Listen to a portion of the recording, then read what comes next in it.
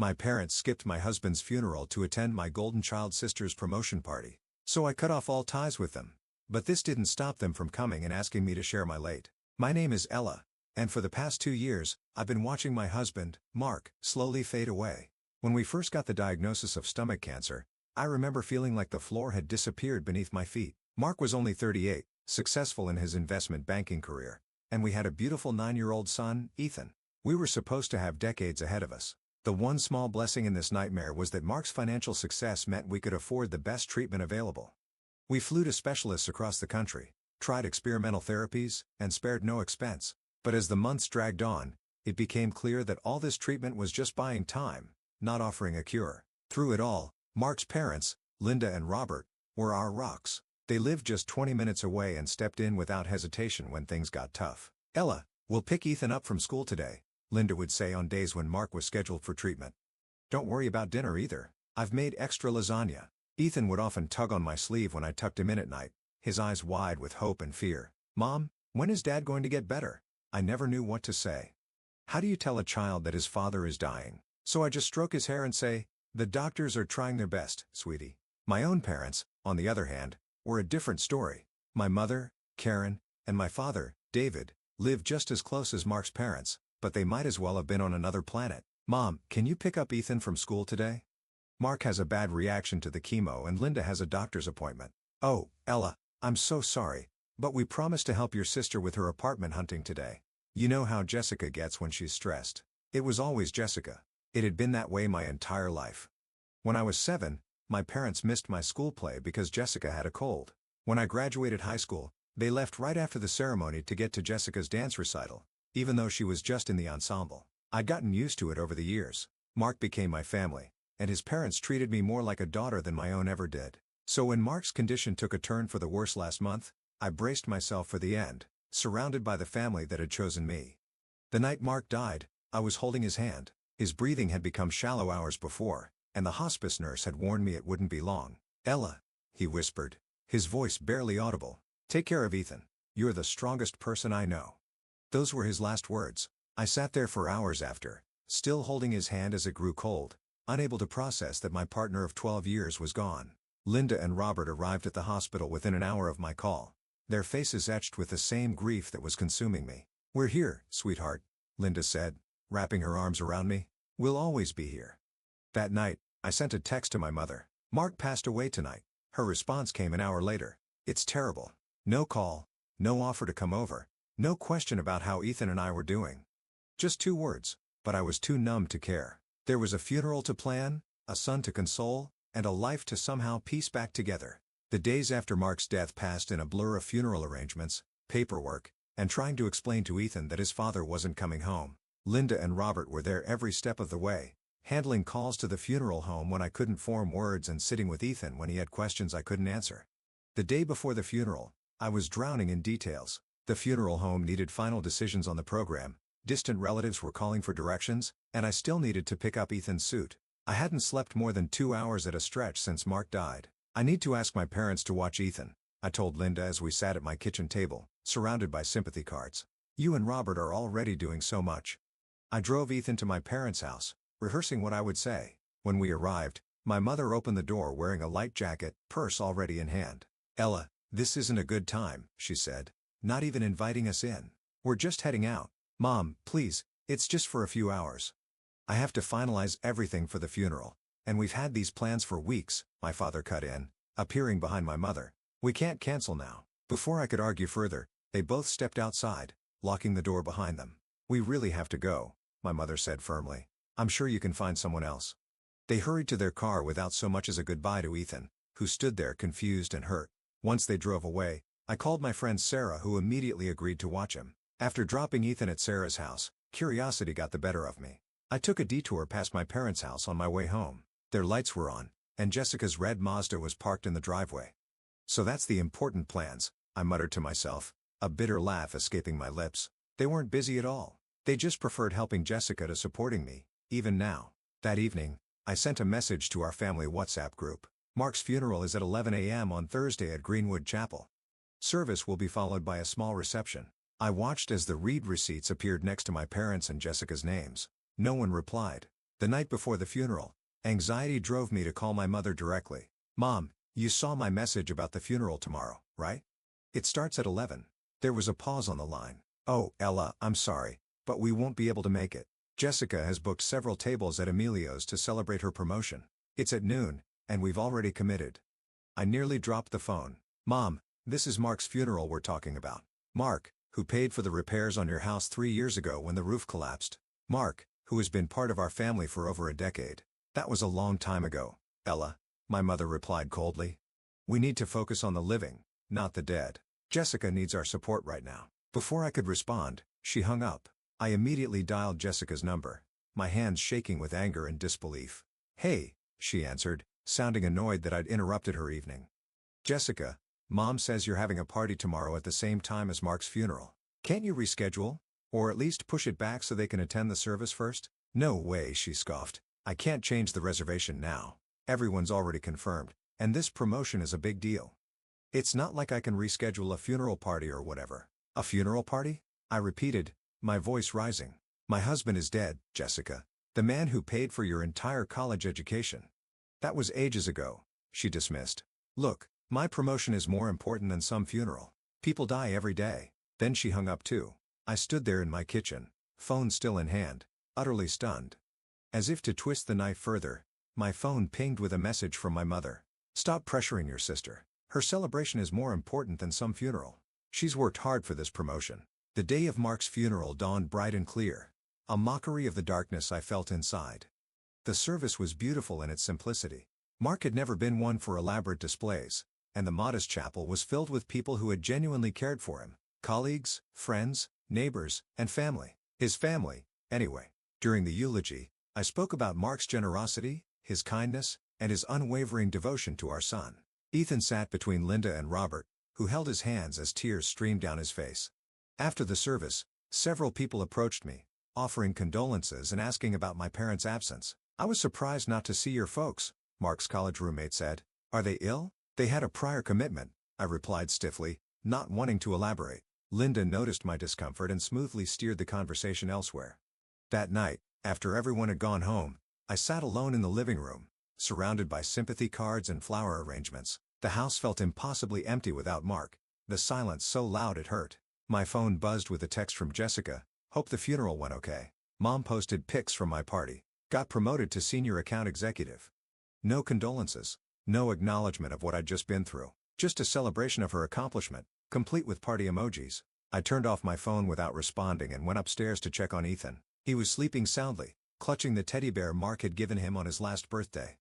I crawled into bed beside him, finding comfort in the steady rhythm of his breathing. For the next week, I moved through life in a fog. Linda and Robert came by daily, bringing food, taking Ethan to the park, helping me sort through Mark's belongings.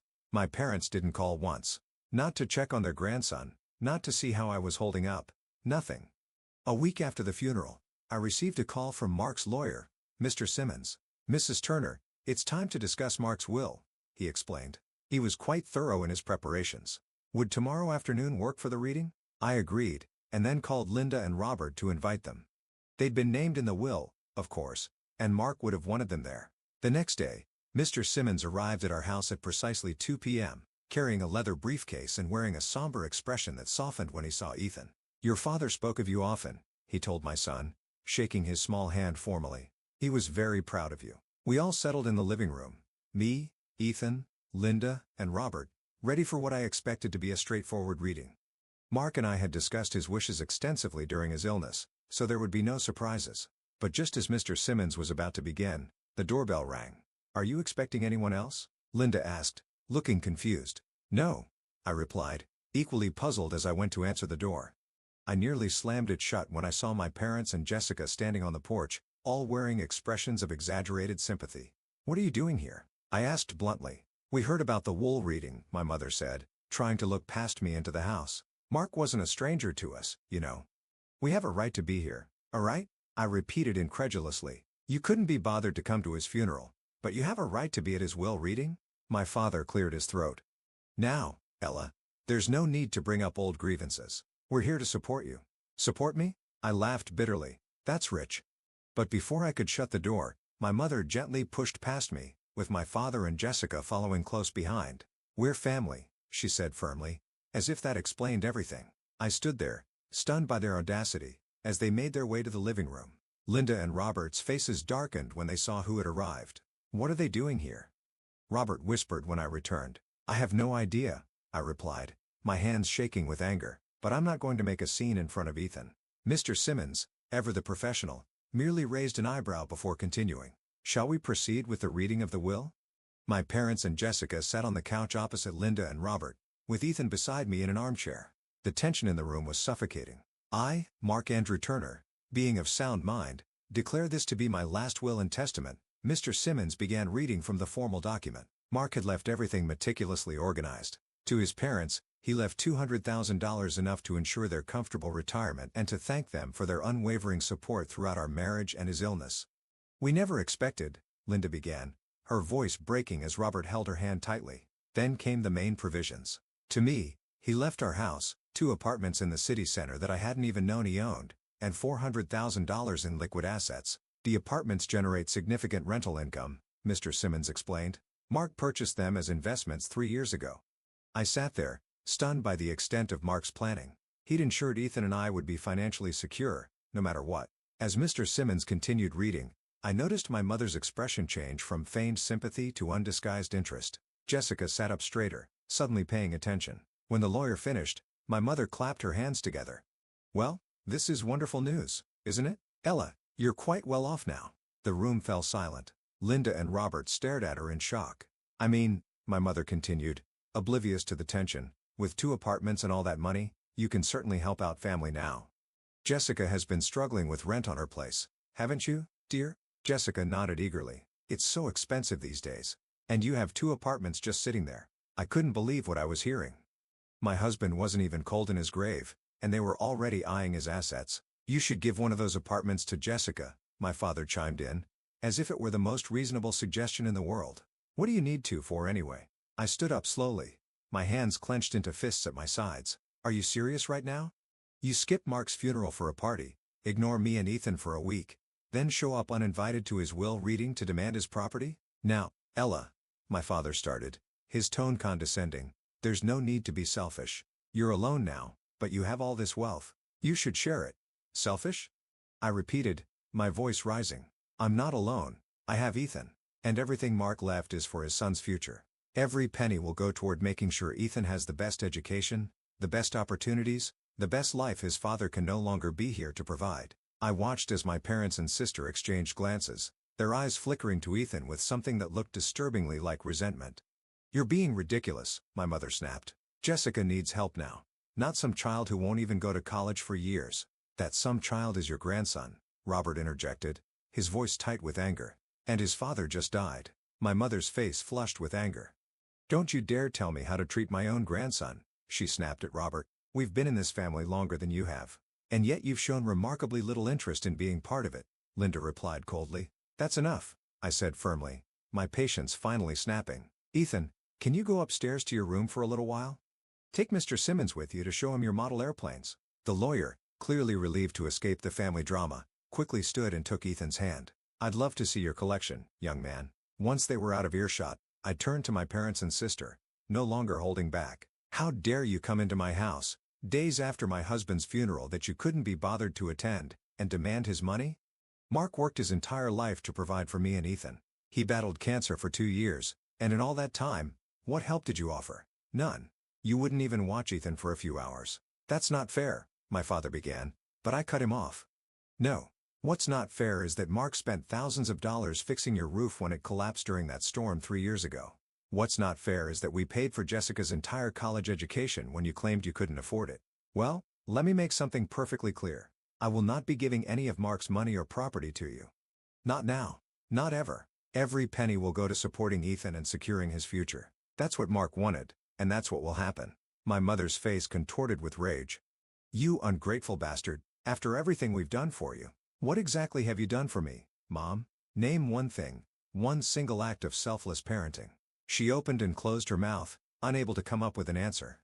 "That's what I thought," I said quietly. "I think it's time for you all to leave." The door slammed behind them, and I collapsed onto the couch, suddenly exhausted. "You did the right thing," Robert said, his voice gentle but firm. Did I? They're still my parents. And Jessica's still my sister. Biology doesn't make family, Linda said, sitting beside me and taking my hand. Love makes family. Showing up makes family. Being there in the hard times makes family. I nodded, knowing she was right but still feeling the ache of rejection that had followed me my entire life. Later that night, after Linda and Robert had gone home and Ethan was asleep, I sat down at my computer and saw that my mother had tagged me in a social media post. Heartbroken that my eldest daughter has become so greedy and selfish after her husband's death, refusing to help her struggling sister even though she now has 2 apartments in the city center and plenty of money. Material wealth has changed her. I stared at the screen, watching as sympathetic comments poured in from relatives and family friends who only knew whatever twisted version of the story my mother had fed them. Don't let Ella get away with this. Family should help family. Poor Jessica, always struggling while Ella has everything handed to her. I felt a surge of anger unlike anything I'd experienced before. This was a new low, even for my mother, trying to publicly shame me into giving them Mark's money. I took a deep breath and started typing. If my mother wanted to air our family's dirty laundry in public, then I would give the public the full, unedited version. I've been silent about this for too long, but since my mother has chosen to make our private family matters public, I feel I must respond. 3 days ago, we buried my husband, Mark, after his 2-year battle with stomach cancer. My parents and sister did not attend his funeral. Why? Because my sister had scheduled a party to celebrate her promotion on the same day, and they felt that was more important. For those who don't know, Mark helped my parents financially many times over the years, including paying for major repairs to their home and funding my sister's entire college education.